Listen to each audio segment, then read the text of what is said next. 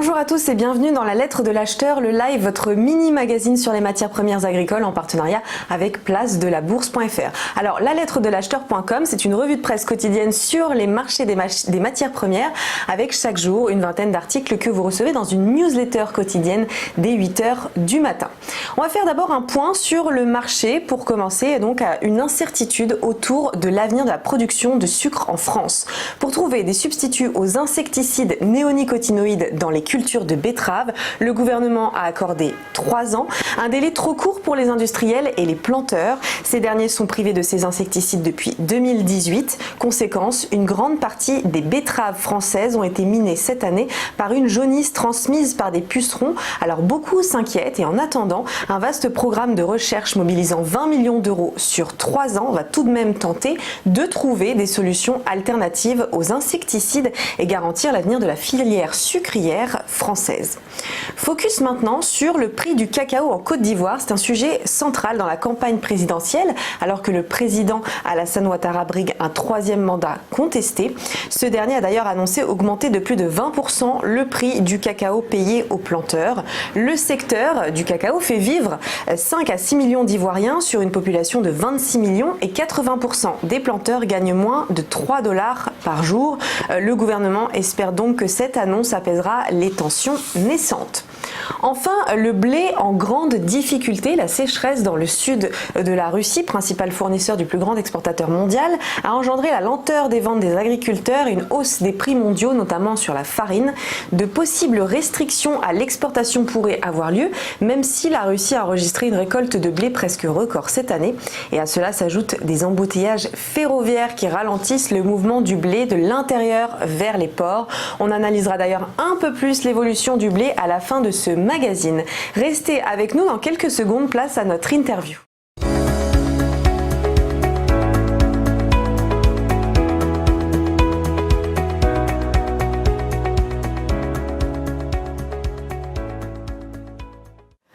Vous le savez, le secteur pétrolier n'a pas échappé à la crise, loin de là. Pour en parler, en duplex, je reçois Benjamin Louvet, gérant matières premières chez Ophi Asset Management. Bonjour. Bonjour à vous. Merci d'être avec nous. Alors tout d'abord, expliquez-nous dans les grandes lignes quel impact a eu cette crise sanitaire sur les marchés pétroliers. Elle a complètement déstabilisé les marchés. On a connu quelque chose d'historique. La demande de pétrole s'est effondrée dans des proportions qu'on n'avait jamais connues.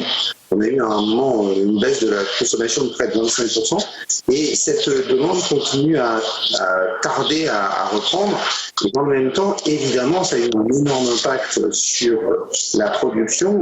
On a dû adapter la production avec une baisse très forte de la production des pays de l'OPEP, décidée par les pays de l'OPEP et ses alliés, avec la Russie notamment, et une baisse non décidée, imposée en fait aux États-Unis par les prix du marché qui se sont effondrés. On a même connu des prix négatifs sur le pétrole au courant du mois de mars, ce qui était inédit et qui a très profondément déstabilisé les marchés.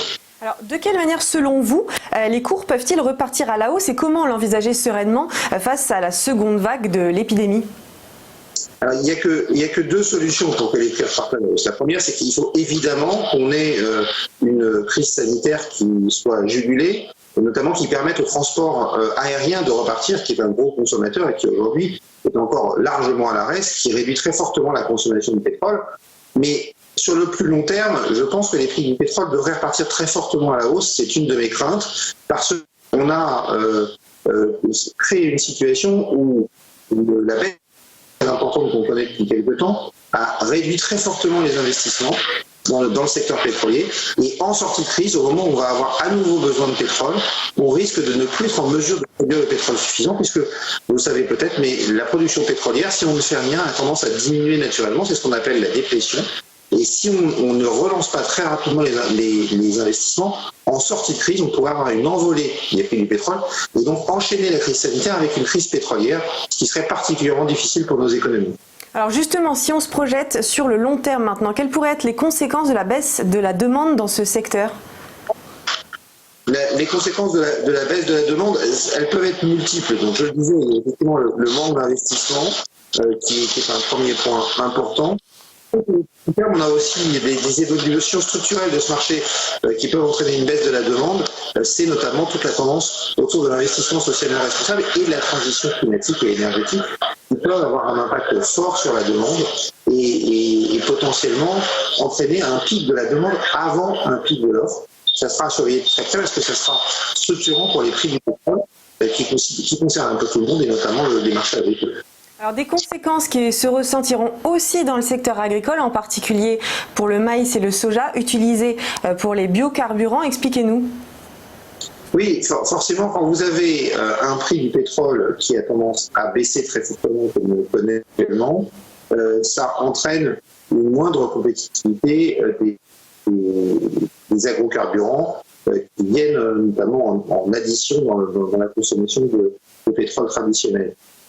En sortie de crise, la remontée des prix du pétrole pourrait justement pousser à davantage de consommation de ces biocarburants d'une part, mais aussi au renchérissement d'un certain nombre de matières premières agricoles parce que le coût des intrants pour la production agricole augmente avec l'augmentation des prix du pétrole, donc des conséquences qui peuvent être importantes sur les prix des matières premières agricoles en sortie de crise. Merci beaucoup Benjamin Louvet d'avoir été avec nous pour parler de ces matières premières. Dans quelques instants, la Como du jour.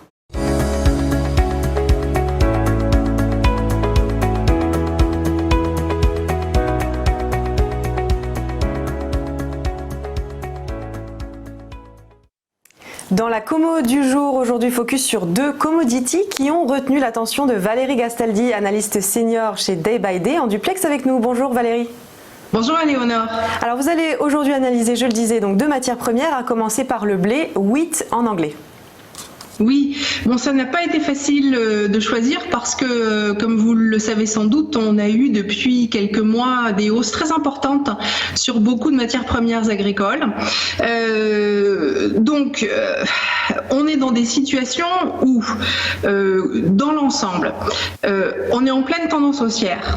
C'est-à-dire que on a des sommets qui se succèdent, des creux qui se succèdent, et très régulièrement, pour l'ensemble de ces matières premières, les consolidations sont relativement faibles. Elles viennent prendre appui sur les précédents sommets pour déclencher des nouvelles avancées.